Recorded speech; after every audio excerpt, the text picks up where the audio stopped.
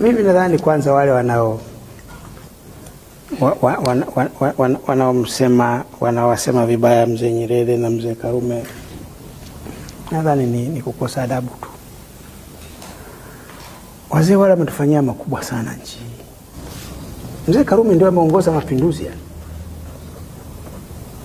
Maana ndio ameongoza mapinduzi baada ya Afrika kwa miaka mingi huko kuwa wanapiga kura, wanashinda wao, lakini wanadhulumiwa. Mwishoni Waingereza wale wakala njama na sultani, wakatoa uhuru 1963, wakatoa uhuru kwa Waarabu, wakamwachia sultani pale aendelee kutawala mpaka Waafrika wale wakafika mahali wakasema bwana sasa imetosha, mpaka wakafanya yale mapinduzi.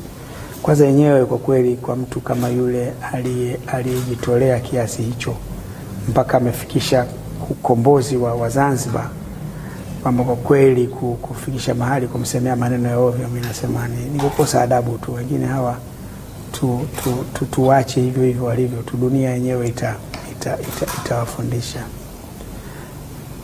Mzee Nyerere jitihada kubwa aliyofanya ya kulijenga taifa hili, ametuachia taifa katika changamoto nyingi. Nyinyi mnakuwa na nchi na makabila 120 wa dini mbalimbali, ametuacha wamoja. Tuna amani, tuna utulivu, na misingi aliyotuachia ndio inayotuongoza. Iongoza viongozi wote mpaka sasa, na naamini itaongoza viongozi wanaofuatia.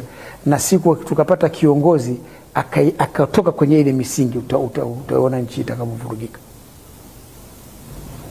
Sasa mtu akifika mahali akiona viongozi hawana maana na tumia lugha chafu, nadhani tu ni huruka ya watu wengine ambayo huna namna ya kufanya. Tuache walivyo, dunia yenyewe itawafundisha.